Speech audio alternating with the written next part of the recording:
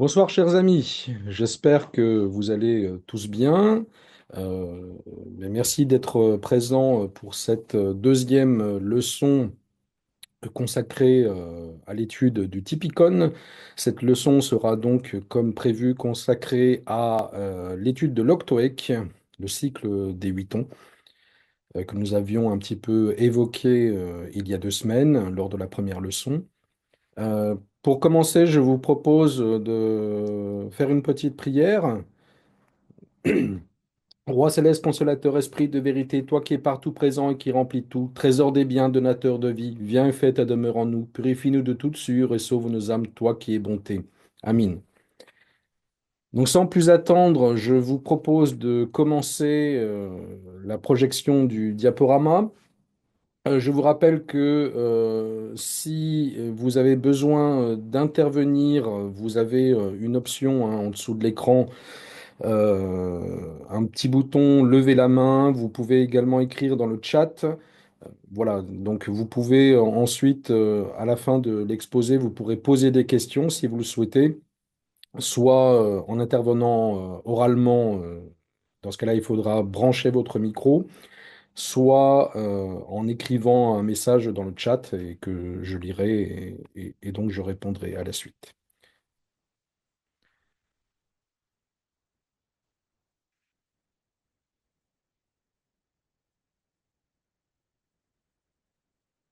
Alors, un petit réglage avant. Voilà. J'espère que tout le monde voit le diaporama. Donc, nous abordons la leçon 2 consacrée à l'octoèque. Alors, je vais redire parfois certaines choses que j'ai déjà un petit peu évoquées il y a 2 semaines pour rentrer un petit peu plus dans le détail. Donc, comme vous le savez normalement déjà, l'octoèque est un mot d'origine grecque, octoïkos, qui signifie huit sons. Hein, octo, 8, ichos, son. Dans son acception grecque, il désigne en réalité deux choses.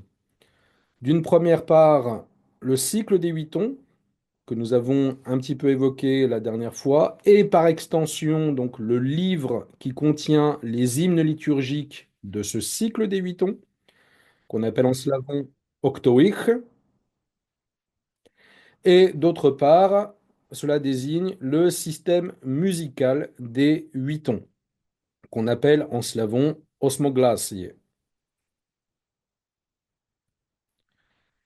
Alors, dans cette leçon, nous allons parler des deux acceptions hein, du mot octoèque, mais pour éviter toute confusion, à l'avenir, nous utiliserons dans ce cours le terme octoèque dans son acception slavone, à savoir uniquement le cycle des 8 tons et le livre homonyme. Il faut tout d'abord savoir que selon la tradition, les hymnes de l'octoèque ont été composés par Saint Jean Damascène au 8e siècle. Saint Jean Damascène qui a composé de très nombreuses hymnes liturgiques et notamment plusieurs canons. Et donc toutes les hymnes de l'octoèque, selon la tradition, ont été composées par ce grand docteur de l'Église. Et dans le cadre de cette leçon, qui sera, je pense, un petit peu plus courte que la semaine, que la fois précédente, nous verrons donc tout d'abord le cycle de l'octoèque, puis le livre de l'octoèque. Hein, nous parcourrons quelques pages pour vous montrer comment ce livre est organisé. Et enfin, donc, quelques mots sur le système musical des 8 tons. Donc, première section, le cycle des 8 tons. L'octoèque est un cycle de 8 semaines qui se renouvelle sans interruption entre deux Pâques. Donc, au cours de ce cycle, chaque semaine liturgique est affectée à un ton, donc de 1 à 8, et ces tons vont se succéder dans l'ordre numérique. Donc, on commence le cycle de l'octoèque chaque année à partir du dimanche de Thomas. Il s'agit donc du premier dimanche après Pâques. Nous l'avons vu dans le cadre de la leçon précédente. Et on commence évidemment avec le ton 1. Dimanche de Thomas, ton 1. Le cycle de l'Octoèque s'achève le dernier jour du grand carême stricto sensu, c'est-à-dire la veille du samedi de Lazare, avant la grande et sainte semaine de la Passion. Je vous rappelle que le grand carême, liturgiquement, s'arrête le vendredi précédent le samedi de la résurrection de Lazare. Donc le vendredi, pardon, de la sixième semaine de carême. La grande et sainte semaine de la Passion, même si évidemment nous jeûnons pendant ce temps, n'est pas considérée liturgiquement comme faisant partie du grand carême.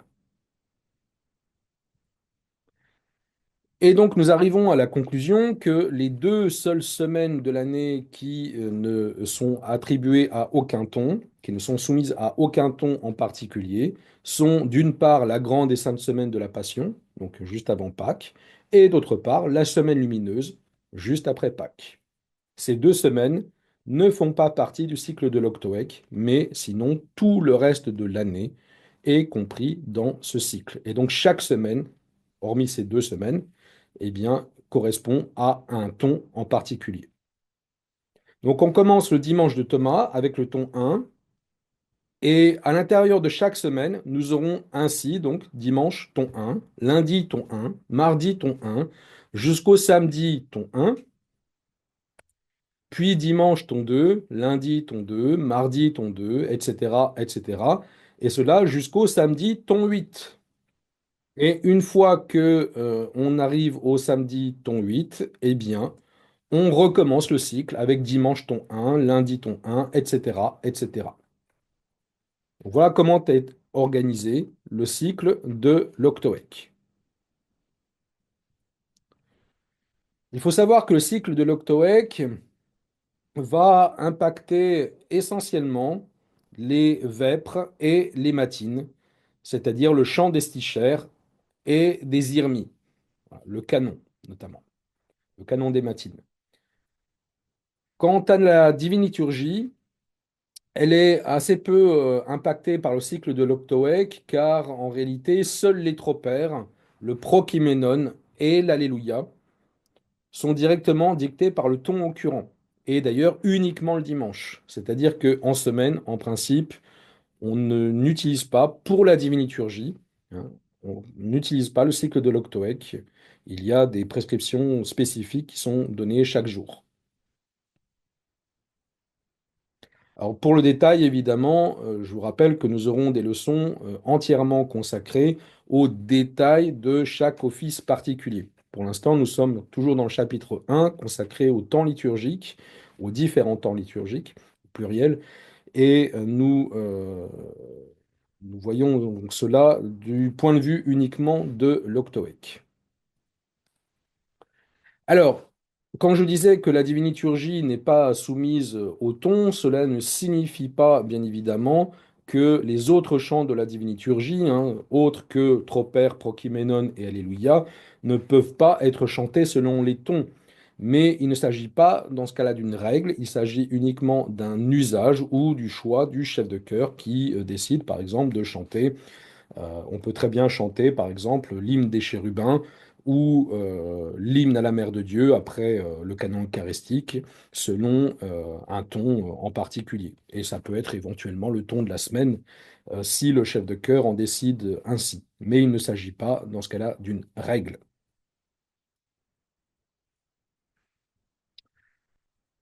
Nous abordons maintenant l'étude du livre de l'Octoèque en section 2. Alors, il faut savoir que dans la pratique, les hymnes du cycle de l'Octoèque sont concentrés dans le livre idoine, qui porte donc le nom de Octoèque également. On distingue d'une part le grand Octoèque, qu'on appelle encore paraclitique, d'une part, et d'autre part, le petit Octoèque. Il faut savoir que pour les parois, cette distinction est assez secondaire, puisque en réalité, la différence entre les deux, c'est que le Grand Octoèque ou parathlétique contient l'intégralité des hymnes de l'Octoèque, c'est-à-dire à la fois pour le dimanche ou et pour la semaine, pardon. Alors que le petit Octoèque, plus spécifiquement destiné aux paroisses, et celui-ci contient donc uniquement les hymnes du dimanche. Bien évidemment, dans les paroisses, en général, on ne célèbre que le dimanche, euh, que les offices dominicaux. Ou alors pour les grandes fêtes, mais on verra un petit peu plus tard que les grandes fêtes ne sont pas soumises au cycle de l'Octoèque, sauf exception. Donc, bien évidemment, pour les paroisses, le plus souvent, seuls les offices dominicaux sont intéressants. C'est-à-dire, quand on dit dimanche, je vous rappelle les termes de la première leçon, hein, ça veut dire samedi soir et dimanche matin, puisque la journée liturgique commence toujours la veille au soir au moment des vêpres. Donc, quand on a les vêpres le samedi soir, il s'agit en réalité des vêpres du dimanche. Et ça, c'est important à retenir quand vous allez ensuite chercher dans le livre de l'Octoèque. Alors, ce livre de l'Octoèque, il existe en français. Depuis 1995, il existe un ouvrage traduit par le père Denis Guillaume. Père Denis Guillaume est produit, donc édité à la Diaconie apostolique. Alors, il faut savoir que c'est un travail absolument remarquable hein, qui a été accompli par ce révérend père, archimandrite. Toutefois, la traduction n'est pas toujours très heureuse, mais au moins elle permet de préparer les offices. Alors, quand on est face aux ouvrages du père Denis Guillaume, il faut bien faire attention de corriger certaines choses qui ont été à l'époque traduites alors que le père Denis Guillaume n'était pas orthodoxe. Il était, euh, il était melkite, un grec melkite, donc c'est-à-dire catholique romain, célébrant selon le rite byzantin, le rite orthodoxe. Et donc, il peut y avoir des traductions qui laissent paraître cette origine effectivement catholique. Sachant que le père Denis Guillaume est devenu ensuite, quelques années plus tard, un orthodoxe, mais à l'époque où il a fait ses traductions, il peut y avoir des traductions pas très heureuses. Donc, par exemple, il faudra remplacer certains termes très connotés, tels que Notre-Dame. Voilà, Notre-Dame, on n'utilise pas dans la liturgie orthodoxe. Notre-Dame, ça n'existe pas, donc il faut le remplacer par Notre Souveraine. La grâce du salut, en général, on n'utilise pas ces termes. On parle plutôt dans la liturgie à la fois grecque ou en slavon de la grande miséricorde, voilà, etc. Il y a d'autres expressions, mais on pourra éventuellement en discuter dans le cadre des questions si vous en avez. Et donc, sans plus tarder, je vous propose d'aller voir ce livre donc de l'Octoèque.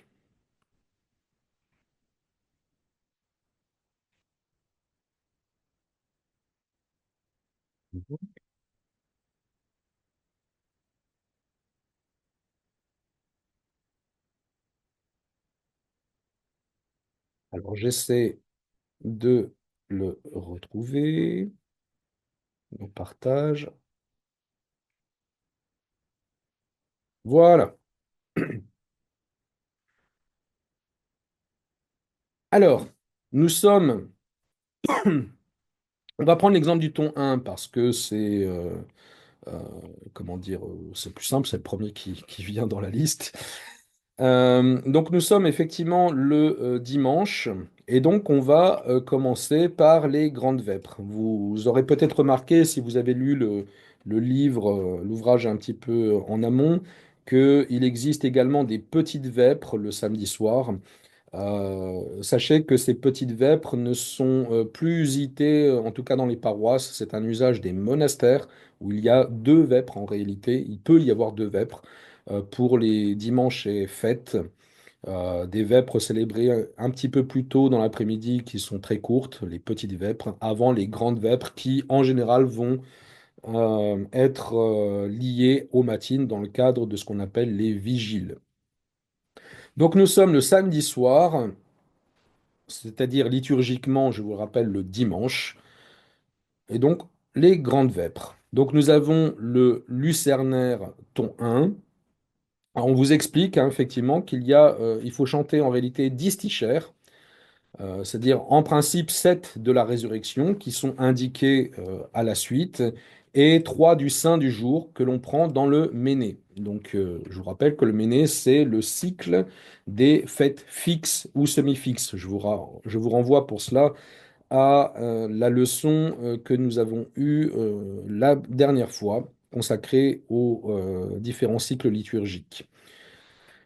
Donc le lucernaire, c'est une partie des vêpres hein, qui est composée de plusieurs stichères, entrecoupées de versets de psaumes, hein. Je vous rappelle le lucernaire qui commence par Seigneur, je crie vers toi, exauce-moi, exauce-moi Seigneur, que ma prière s'élève comme l'encens devant toi, etc., etc.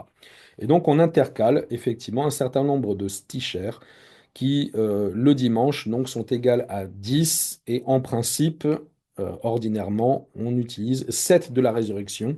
Donc 7 de la résurrection, ça veut dire qu'on les prend effectivement dans l'octoèque. Donc vous avez un certain nombre de stichères, hein, vous voyez, entrecoupés de versets, hein,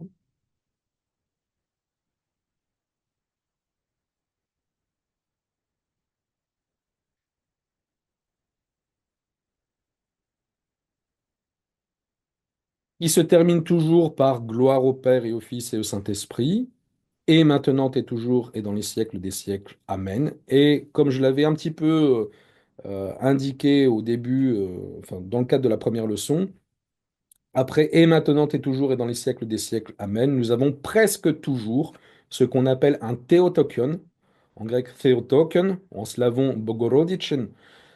C'est une hymne qui est consacrée toujours à la Mère de Dieu, d'où son nom, Théotokos, la Mère de Dieu. Vous voyez ici apparaît Prokimenon ton 6. Eh bien, il faut savoir que, alors qu'on est toujours dans le ton, hein, je vous rappelle, le Prokimenon des Vêpres, on le verra encore une fois lorsqu'on parlera du détail des offices propres, hein, quand on fera la leçon consacrée aux Vêpres. Il faut savoir que le ton du Prokimenon des Vêpres n'est pas dicté par le ton de la semaine, mais par un ton propre. C'est-à-dire que le samedi soir, donc le dimanche, liturgiquement, c'est toujours Prokimenon ton 6 lors des Vêpres. Ensuite, nous avons donc les apostiches, toujours avec des stichères entrecoupées de versets. On est toujours dans le ton 1, qui se termine toujours par gloire au Père et au Fils et au Saint-Esprit, et maintenant et toujours et dans les siècles des siècles. Amen, avec toujours Théotokion, consacré à la Mère de Dieu. Vous voyez le texte, hein, c'est effectivement consacré à la Mère de Dieu. Avec Tropère, ton 1, il s'agit du Tropère du dimanche. Contrairement aux autres jours de la semaine, le dimanche n'a pas un tropère, mais 8 tropères, un pour chaque ton. Tropère avec Théotokion. Donc voilà pour les vêpres du dimanche dans l'octoèque. Nous avons également les matines du dimanche, donc soit célébrées seules, soit célébrées dans le cadre des vigiles. Et nous avons effectivement, toujours dans le ton 1, le premier catéchisme. Donc, premier catéchisme qui se chante en réalité entre les catéchismes du psautier, parce qu'il y a des lectures de ce qu'on appelle les catéchismes du psautier.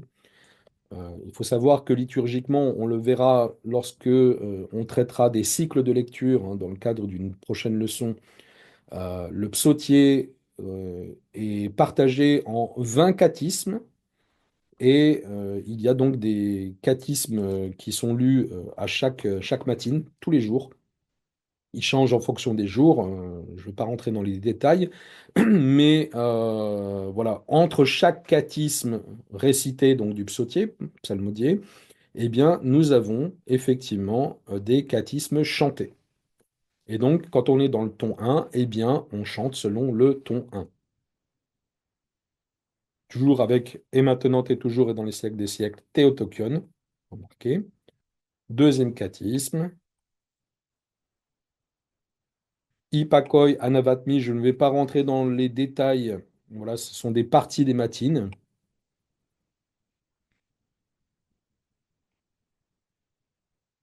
Évangile Eotinon, je vous ai un tout petit peu expliqué la dernière fois ce qu'était l'éotinon, mais voilà, il faut savoir qu'il s'agit de la lecture de l'évangile de la résurrection.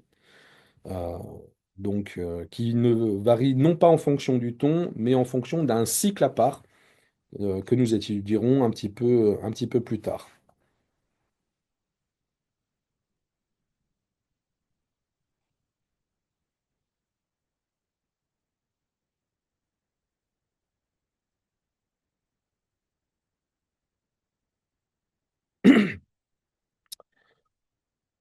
Ensuite, après les Otinon, vous avez effectivement, vous voyez, marqué ton 6 ayant contemplé la résurrection du Christ. Donc, c'est un chant que l'on chante en principe le dimanche, après la lecture de l'Évangile, qui est toujours chanté selon ton 6 quel que soit le ton de la semaine. Voilà, c'est toujours chanté ton 6 comme après le psaume 50.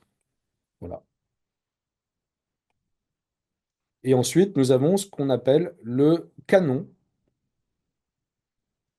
Donc, avec la première hymne du canon de chaque ode. Il faut savoir que dans le canon, il y a 9 odes.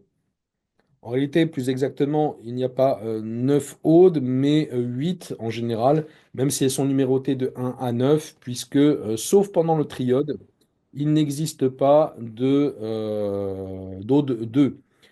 Il n'y a que dans les odes du triode de carême que on a une ode 2. Donc voilà, les odes sont numérotées de 1 à 9, mais en réalité, il n'y a que 8 odes. Et donc la première hymne de chaque ode, reverra ça hein, quand on parlera des matines, dans la leçon qui lui qui lui sera consacrée, qui leur sera consacrée, pardon.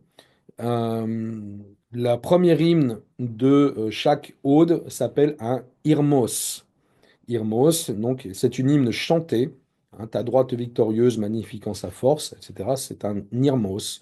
C'est une hymne chantée selon le ton, donc selon le ton 1, avec plusieurs tropères que l'on va réciter, donc qui sont consacrés effectivement à la résurrection, à la croix et la résurrection et à la mère de Dieu. On va également intercaler dans le cadre de ce canon des, euh, des tropères du Méné en fonction du saint du jour, de la fête du jour, jour fixe. Mais voilà, on en parlera évidemment quand on traitera du Méné. Donc vous voyez hein, les odes du canon. Et ensuite, à la fin du canon, nous avons effectivement les laudes avec toujours des stichères qui se terminent par toujours un théotokon. Le dimanche, c'est toujours le même d'ailleurs. Et traditionnellement, ce théotokon, à la fin des laudes, n'est pas chanté en fonction du ton, il est chanté en fonction, il est chanté selon le ton 2. En réalité, traditionnellement, dans l'église orthodoxe russe, c'est comme ça qu'on le chante. Donc voilà pour le dimanche. On va prendre quelques exemples de la semaine pour votre culture personnelle. Donc, par exemple, le lundi. Donc, le lundi, c'est toujours effectivement dimanche soir au Vêpres, hein. Encore une fois, la journée commence la veille au soir. Donc, le lundi commence le dimanche soir. Et au Vêpres, au Lucernaire, vous avez des stichères, pareil, qui cette fois-ci ne sont pas consacrés à la résurrection, mais qui sont consacrés au sein du jour de la semaine. Dans la première leçon, je vous avais expliqué que le lundi était consacré aux puissances célestes et incorporelles. Eh bien, vous voyez, vous avez des stichères qui sont consacrés aux saints anges, anges incorporels qui vous tenez près du trône de Dieu, etc., Anges immortels qui avaient reçu en vérité l'impérissable vie du Dieu vivant. Anges et archanges, principautés, trônes, domination, séraphins aux six ailes et chérubins aux yeux innombrables, etc., etc. Pareil pour le mardi. Je vous avais expliqué que le mardi était en principe consacré au saint prophète et précurseur Jean le Baptiste. Eh bien, vous avez ici effectivement des stichères consacrés à saint Jean le Baptiste, merveilleux prophète du Christ, le Baptiste et précurseur, sur mon cœur desséché par mes fautes, fait couler de mes larmes l'intarissable torrent, etc., etc., etc. Pareil le jeudi. Jeudi, je vous avais expliqué que ce jour était consacré doublement à la fois aux apôtres, aux saints apôtres, et à Saint Nicolas comme prototype des hiérarques successeurs des apôtres. Eh bien, nous avons au Lucernaire des stichères dédiés aux saints apôtres, glorieux apôtres du Christ, et d'autre part à Saint Nicolas, de l'église survolant les fleurs comme un oiseau de haute volée, avec les anges bienheureux, Nicolas, tu cries sans cesse vers Dieu, etc., etc. Donc voilà, ce sont des exemples. Évidemment, pour le ton 2, le ton 3 et tous les autres tons, mais c'est le même principe, hein. Euh, donc voilà comment on utilise l'octoèque dans le cadre de la préparation des offices. Alors, encore une fois, l'octoèque ne va vous donner que les hymnes relative au cycle de l'octoèque. Il faudra conjuguer cela d'une part avec le méné pour le cycle des fêtes fixes et d'autre part, lorsque cela est nécessaire, avec soit le triode quand on est en triode de carême, soit avec le pentecostère quand on est en temps pascal.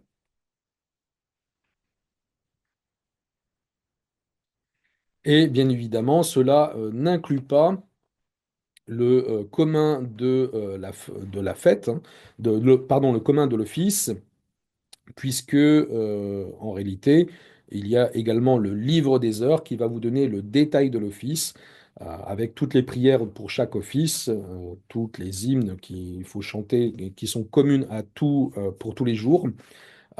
Et donc, il va falloir intégrer tout cela dans le commun de l'office pour composer un office liturgique. Je reviens sur le diaporama. Alors, il me faut à nouveau partager un tout petit instant.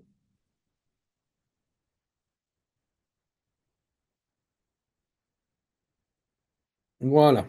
Donc, on a vu, effectivement, on a fait un petit tour du livre de l'Octoèque. Maintenant, on aborde la section 3 consacrée au système musical des huit tons. Donc, on va rester un petit moment là-dessus. Alors bien évidemment, l'objectif de ce cours et de cette leçon en particulier n'est pas de vous donner des cours de chant, ni de vous apprendre à chanter les tons, mais de vous donner quelques notions, en tout cas, du système musical, donc des huit tons. Quand on parle de huit tons, ça veut dire quoi en réalité, concrètement? Alors il faut savoir que dans la tradition liturgique byzantine, les huit tons se caractérisent plutôt par des modes de chant, chacun se distinguant par des caractères spécifiques.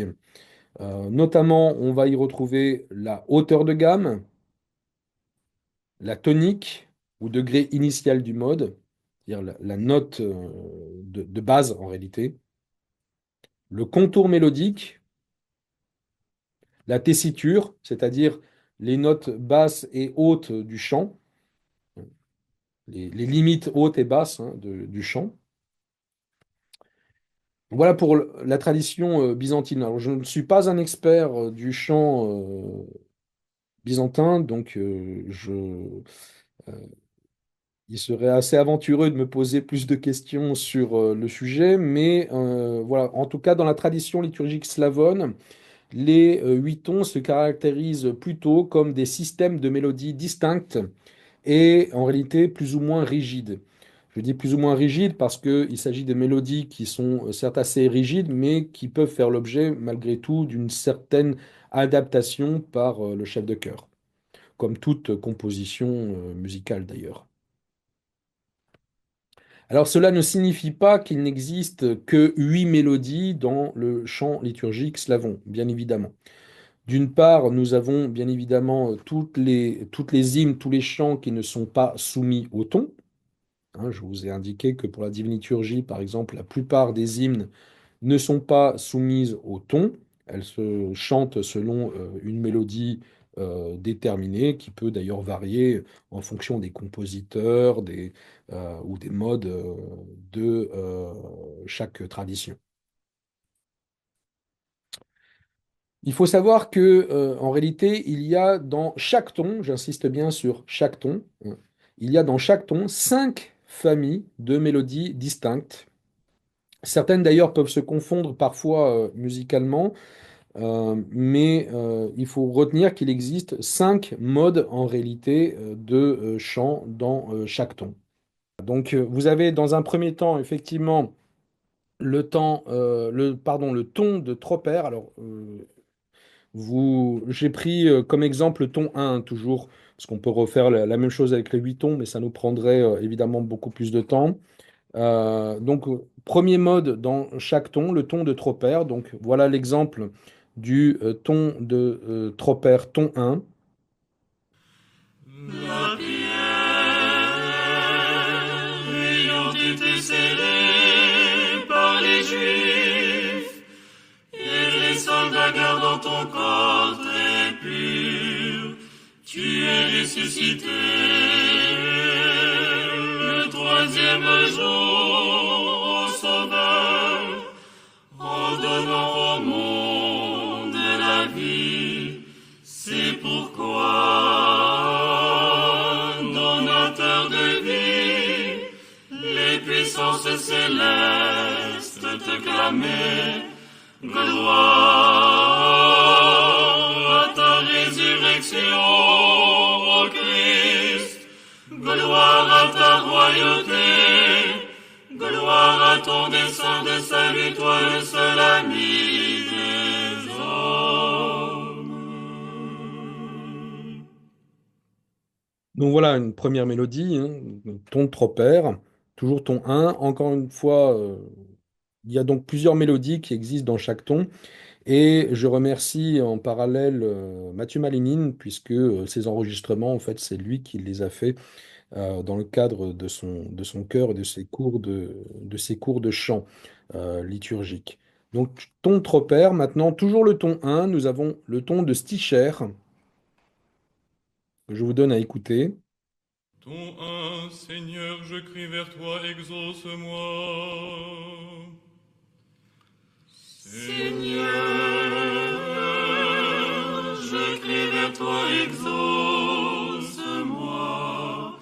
Exauce-moi, Seigneur. Seigneur, je crie vers toi, exauce-moi.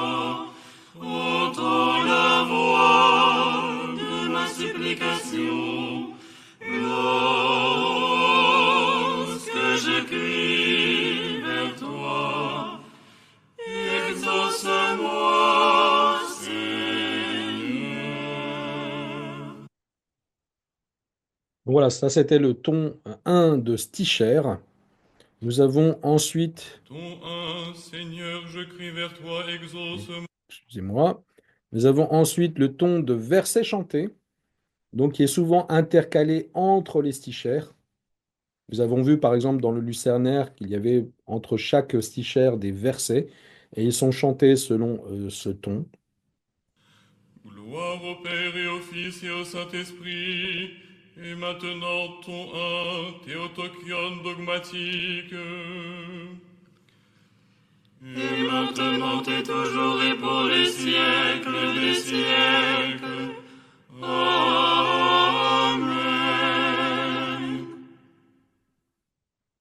Donc ça c'était le ton de verset chanté. Nous avons ensuite le ton d'Irmos, toujours ton 1. Ta droite est victorieuse, ô immortel, a été glorifiée dans sa force comme il convient à Dieu. Toute puissante, elle a anéanti les ennemis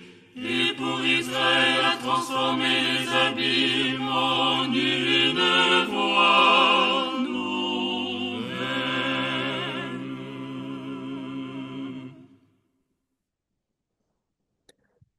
Donc voilà, c'était le ton 1 d'Irmos. Et maintenant, pour finir, nous avons le ton de Prokyménon. Ton 1 de Prokyménon. Alors, malheureusement, je n'ai pas trouvé d'exemplaire accessible du ton 1 de Prokyménon en français. Donc, je vais vous donner le ton de Prokyménon chanté en slavon. Le ton 1, Prokyménon ton 1 de la Diviniturgie en slavon. Voilà.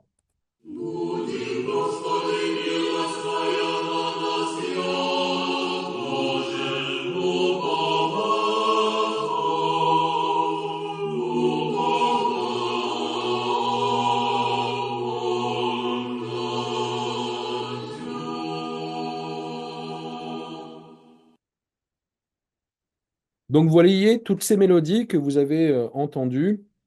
Vous avez pu, à défaut peut-être d'en être spécialiste et de pouvoir les reconnaître, vous avez au moins compris qu'il s'agissait de mélodies différentes hein, musicalement.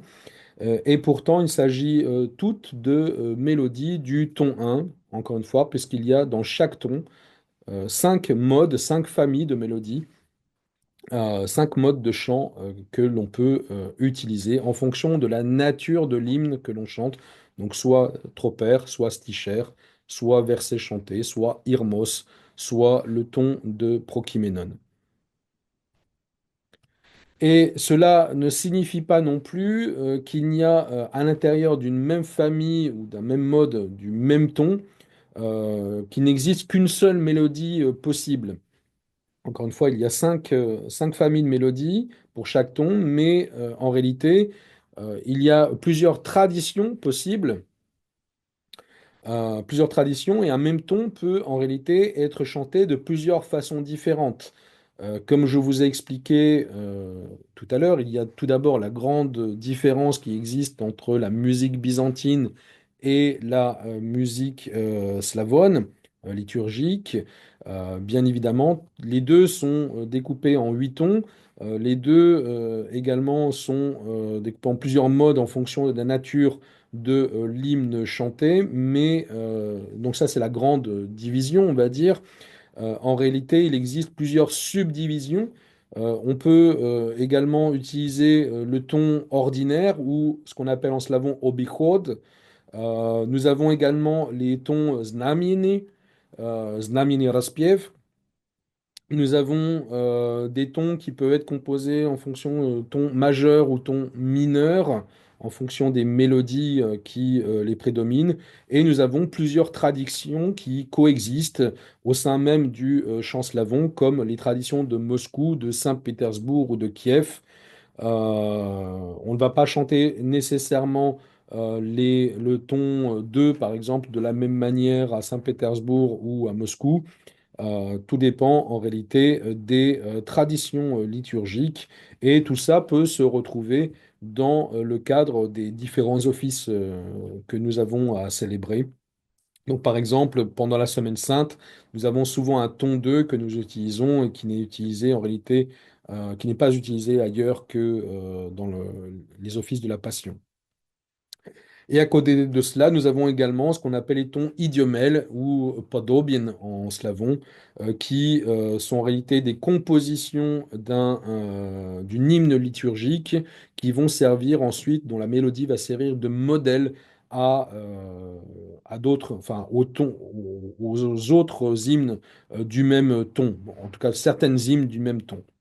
Voilà, donc, quand on parle de ton, déjà, il n'y a pas qu'une seule mélodie dans un ton, il y en a en réalité 5 différentes, et même à l'intérieur de ces 5 mélodies différentes, il peut y avoir plusieurs traditions, donc il peut y avoir une multitude, en réalité, multitude de façons de chanter un ton. Alors, quelques mots sur la signification des différents tons. On distingue traditionnellement les tons qu'on appelle authentiques, c'est-à-dire les tons 1, 2, 3 et 4, des tons qu'on appelle plagaux ou dérivés, c'est-à-dire les tons 5, 6, 7 et 8. Et on retrouve certaines similarités symphoniques entre les couples de tons authentiques plagales, puisque le ton 1 va avec le ton 5, le ton 2 avec le ton 6, le ton 3 avec le ton 7, le ton 4 avec le ton 8. Ça ne signifie pas que les mélodies sont semblables, mais il peut y avoir des similarités musicales qui existent ces, ces paires de tons. Alors tout d'abord, le ton 1. Il représente généralement la solennité, le soleil qui dissipe les ténèbres et l'obscurité, et également la victoire de la vie sur la mort. Donc on va le retrouver principalement dans les tropères de la théophanie, de la croix, hein, de la croix que nous avons célébrée hier, le dimanche de la vénération de la croix, avec le tropère de la croix, ton 1, Seigneur sauve ton peuple. Nous avons également le tropère de la résurrection de Lazare, qui est chanté en ton 1, le tropère de la dormition, le kondak du jugement dernier, ou encore les irmies de la résurrection, c'est-à-dire de Pâques, hein, le canon pascal, c'est le jour de la résurrection, ou de la nativité, etc. Nous avons le ton 2. Le ton 2 représente plus précisément la douceur, la révérence et l'apaisement dans l'affliction. On utilise le ton 2 principalement pour les tropères du Mandylion, du saint prophète Jean le Baptiste, ou du samedi également. Le tropère de tous les saints est un tropère chanté en ton 2. Nous avons également dans la tradition de notre paroisse le condac de Saint-Martin, par exemple, qui est chanté en ton 2. Le ton 3, quant à lui, est impétueux et majestueux, surtout pour le ton de tropère, tandis que le ton de Sticher est plus dansant. Il représente le développement spirituel. On l'utilise par exemple pour le condac de la Nativité. La Vierge en ce jour met au monde l'Éternel. Et également le condac des saints nouveaux martyrs et confesseurs de Russie. Il y a d'autres exemples, mais voilà les deux exemples principaux que j'ai pu retrouver. Le ton 4 exprime la paix de l'âme, le désir du Très-Haut, le désir de Dieu, et l'action de grâce à notre Seigneur Jésus-Christ. Il faut savoir que de très nombreux tropères ont été composés selon ce ton, donc on a une multitude d'exemples, hein, je vais vous en donner seulement quelques-uns, à savoir donc le tropère de la Nativité, la naissance au Christ notre Dieu, hein, le tropère de l'Annonciation, le tropère de l'Ascension, le tropère de Saint-Nicolas, le tropère de Saint-Martin, le tropère de Saint-Georges, les deux patrons de notre paroisse, le tropère de la Mère de Dieu, Réjouis-toi ô Vierge, que l'on chante à la fin des Vêpres, le samedi soir au Vigile, la salutation de l'ange. Et nous avons également les irmies du canon de la Mère de Dieu, qu'on appelle Catavasia, que l'on chante à la fin de chaque ode des matines. On verra ça dans le détail quand on traitera de l'office des matines. Le ton 5 représente quant à lui l'espoir. Il apaise la détresse émotionnelle et il convient pour pleurer sur le péché. Il s'agit d'un ton que l'on utilise pour notamment le condac des défunts. Condac des défunts que l'on chante par exemple dans les paniquides, ou le samedi, puisque le samedi est consacré, outre à tous les saints, et il est consacré également à la commémoration des défunts, comme je vous l'ai indiqué la dernière fois. Les stichères de la litie des défunts sont en ton 5, et également les stichères de la résurrection. Ce que j'appelle stichères de la résurrection, c'est ce que l'on chante le dimanche, en général après le polyéléos, à savoir tu es béni, Seigneur, enseigne-moi tes commandements, et avec tout le récit de la résurrection, le peuple angélique, etc., etc. Le ton 6 est assimilé aux processions et la pénitence. Il représente les sentiments de piété et d'amour, et il correspond par son dessin musical au cantique des degrés, en réalité. puisqu'on procède par degrés. Nous avons dans le ton 6, par exemple, les stichères au Saint-Esprit, Roi céleste, consolateur, esprit de vérité. Quand cette stichère est chantée, elle est toujours chantée en ton 6. Nous avons la stichère de procession de Pâques, que l'on chante au tout début de l'office de Pâques, au moment où on sort en procession.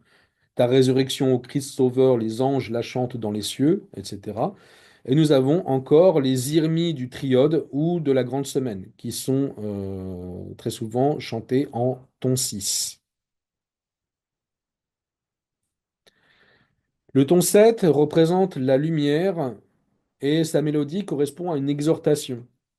Il s'agit très certainement du ton le moins souvent rencontré.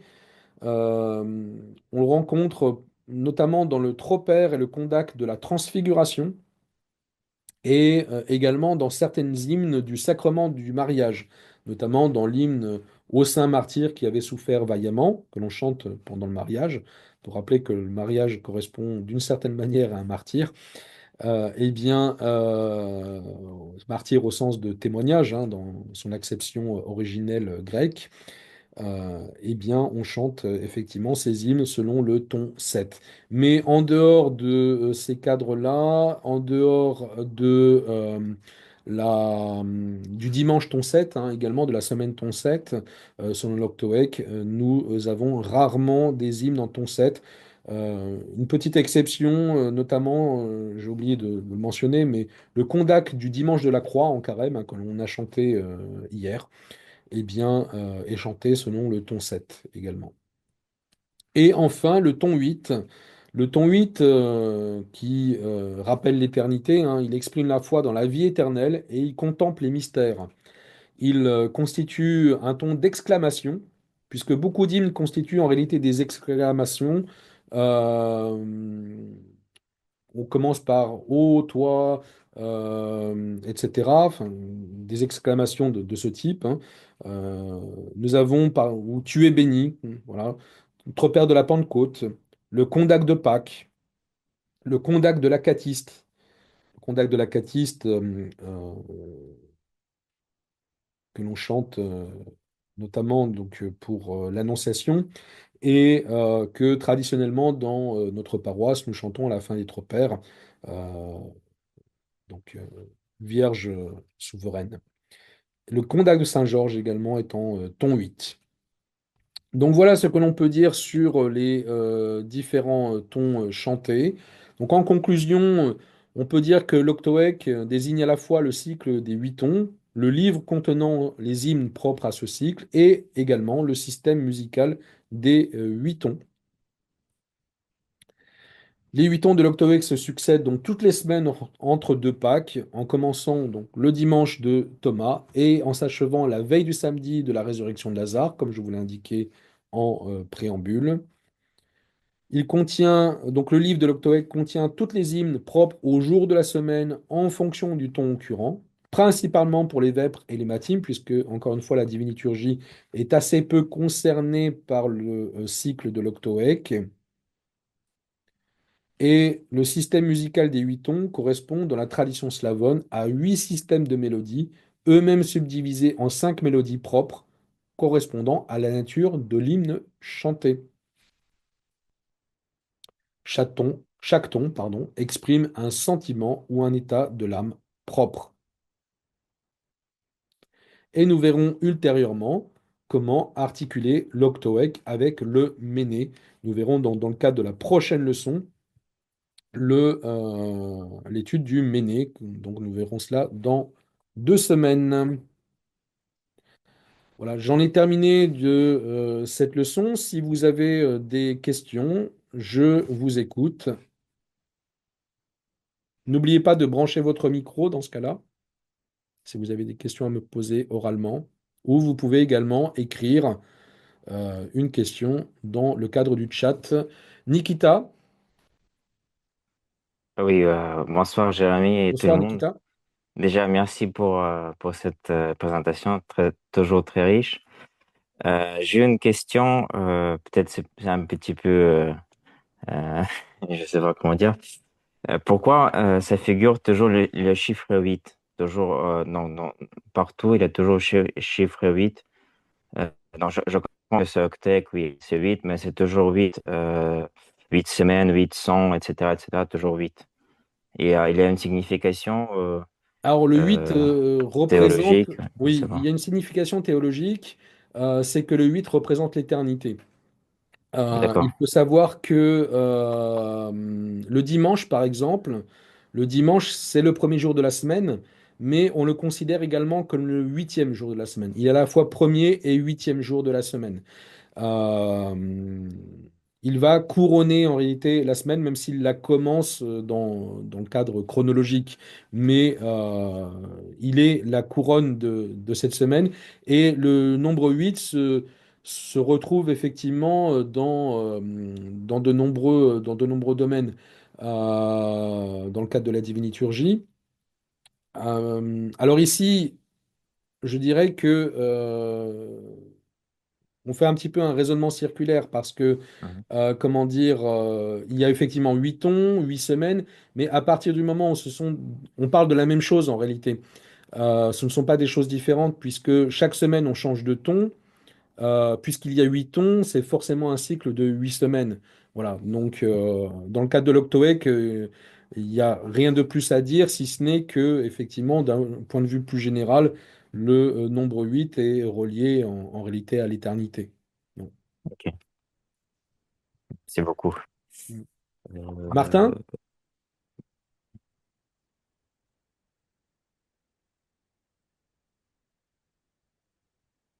Alors, Martin, on ne t'entend pas.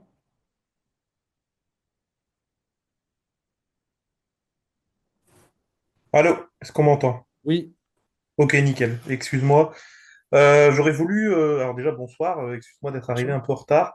J'aurais voulu te demander, alors c'est des termes qu'on aborde beaucoup et même si on visualise un petit peu ce à quoi ça correspond, c'est bien quand même d'avoir avec ton savoir les mots précis.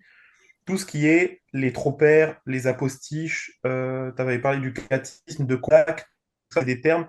Alors le tropère, on visualise un petit peu ce que c'est, mais est-ce que avec des termes précis, tu pourrais éventuellement définir ce à quoi ça correspond exactement? Alors, euh,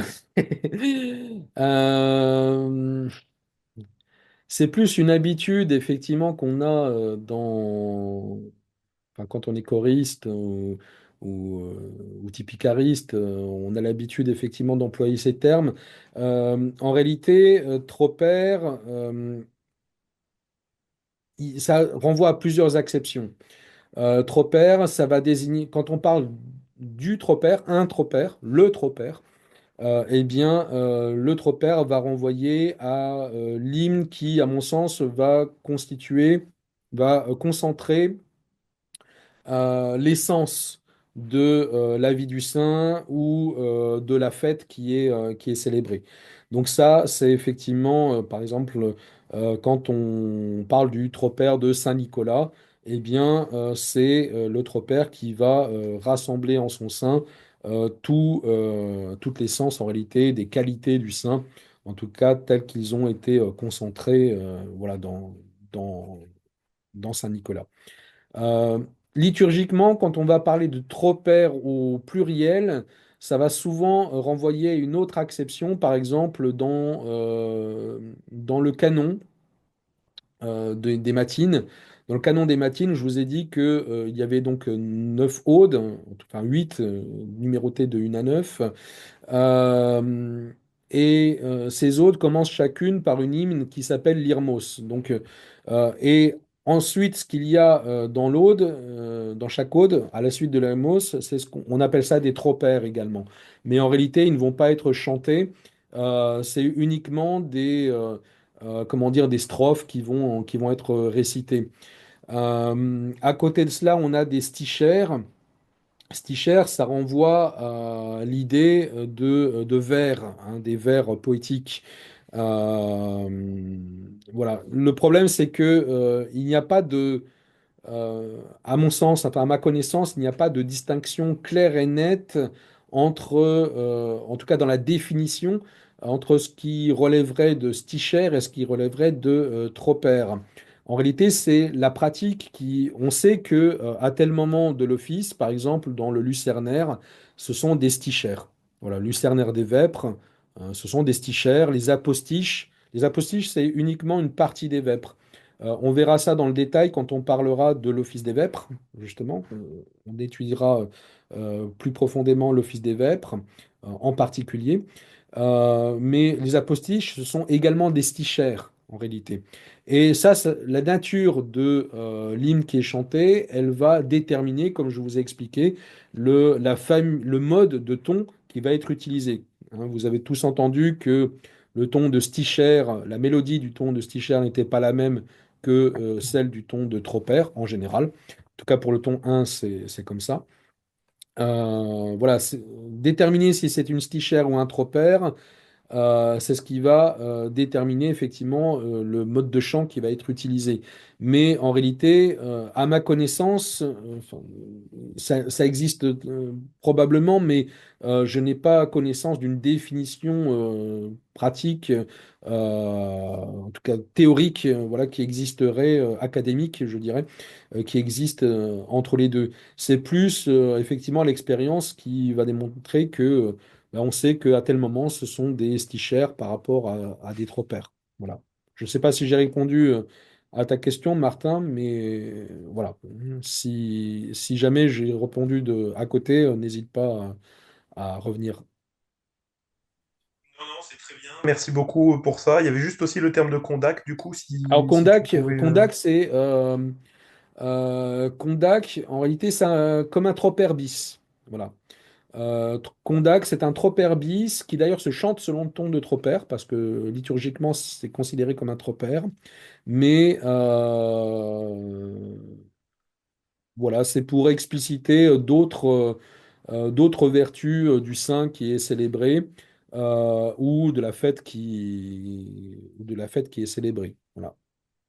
C'est un peu un complément du trop-père, en gros, c'est ça? Un petit peu, oui, on peut Ok, dire ça ça. marche. Voilà, Bah écoute, merci beaucoup pour tes réponses, c'est très clair. voilà Martin. Benoît? Oui, merci Jérémy. Il y a Sacha qui est avec moi. Elle a une question, puis après je poserai la mienne.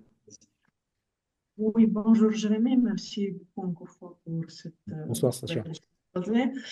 Bon, c'est un peu compliqué pour moi avec tous ces tons. J'ai retenu qu'il faut savoir 40 en fait, tonnes. S'il y a 8 tonnes plus 5 notes, au total c'est 40.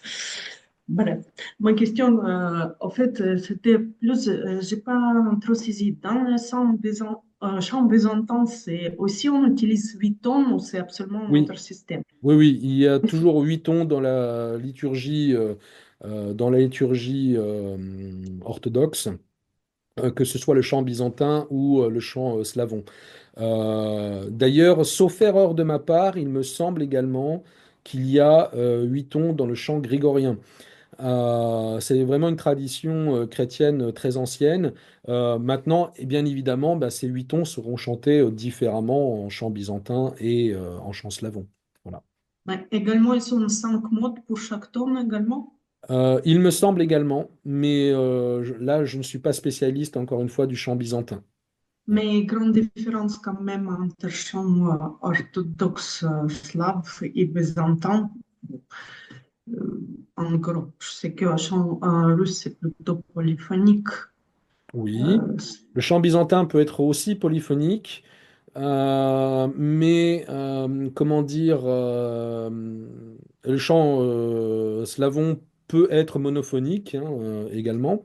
Mais ce qui va distinguer en réalité les tons byzantins des tons slavons, c'est que dans les tons byzantins, ça correspond plus à des modes de chant en réalité, alors que dans le chant slavon, c'est vraiment des mélodies. Alors il peut y en avoir des, comme tu l'as effectivement explicité tout à l'heure, il peut y avoir alors, 40, je ne sais pas, mais en tout cas, ne serait-ce que multiplier oui, bah, 5 par 8, effectivement, ça fait 40 mélodies.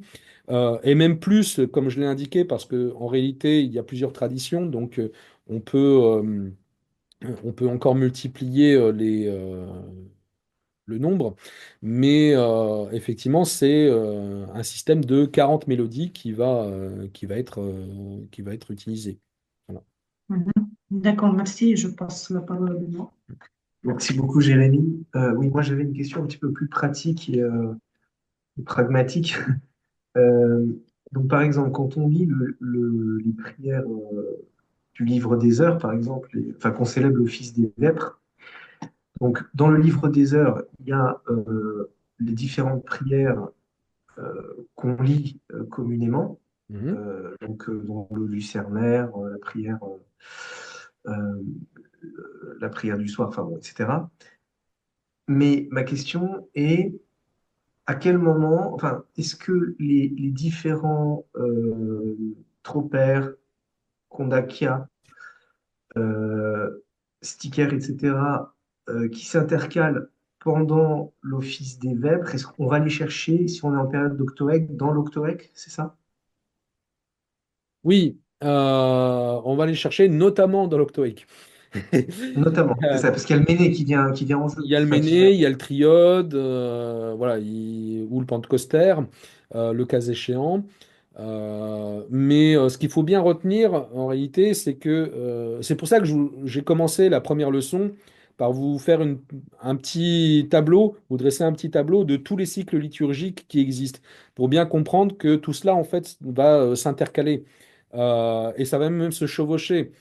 C'est-à-dire que en temps ordinaire, un dimanche ordinaire, hein, on va prendre un dimanche ordinaire pour faire simple, eh bien, quand on va faire des vêpres, on va prendre le livre des heures, Mhm, plus les chants, hein, enfin les partitions qui correspondent en réalité au livre des heures du commun des vêpres, hein, pour le mhm, chœur, et on va intercaler à certains moments, donc notamment au lucernaire et aux apostiches, des stichères que l'on va prendre effectivement dans l'octoèque, mais également dans le méné. Voilà, pour faire simple. mhm. D'accord. Et effectivement, quand on est un dimanche pendant le temps du triode de carême ou pendant le pentecostère, eh bien, on va ajouter en plus les hymnes que l'on va trouver dans le triode ou dans le pentecostère.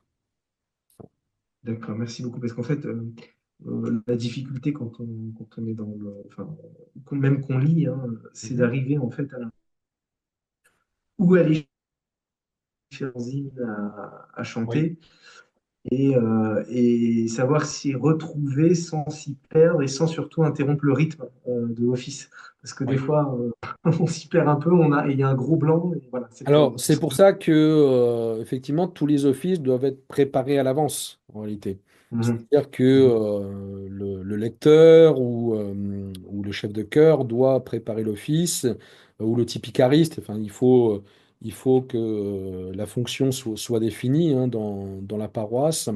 Une personne qui prépare l'office et qui va montrer après, si c'est le chef de chœur, ben, c'est lui qui va donc diriger l'office. Si c'est quelqu'un d'autre que le chef de chœur, comme le typicariste par exemple, eh bien, il va montrer au chef de chœur ce qu'il faut chanter à chaque moment. Voilà, donc ça doit être préparé en amont. On ne prépare pas, surtout un office de vêpres. Autant la diviniturgie, enfin, presque toujours pareil, à quelques exceptions près, hein, comme les tropères, hein, etc. Mais globalement, c'est toujours pareil. Alors que les vêpres, ça change. Il y a beaucoup de choses qui changent en réalité en fonction du jour, du cycle, etc. Donc tout ça, ça doit être préparé à l'avance, bien évidemment. mhm. Merci beaucoup, Jérémy. Alors il faut savoir, j'ajoute également, que la tâche des liturges, enfin liturges, des pratiquants de la liturgie au sens large en français ne sont malheureusement pas très aidés parce que, en réalité, en Russie, il existe un livre, hein, qu'on appelle les indications liturgiques. Et donc, pour chaque jour de la semaine, il est édité tous les ans, hein, par le patriarcat. Et chaque jour, ben, on vous dit ce que vous devez, voilà, faire en fonction de la fête, du ton. Et donc, on sait combien de stichères vous devez chanter au lucernaire de l'octoèque, combien du méné, etc. Alors ça, malheureusement, ça n'existe pas en tant que tel en français, en tout cas cette systématisation.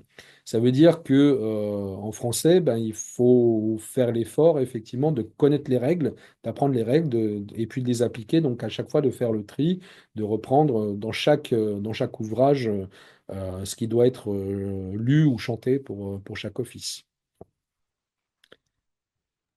Merci beaucoup, Jérémy. Nikita? Oui, j'ai oublié de poser une question. Je loupais par rapport des temps 1, ça correspond à quoi exactement? On a parlé des temps 1, temps 3 jusqu'à 8 et temps 1 tout premier, c'est par rapport des chants.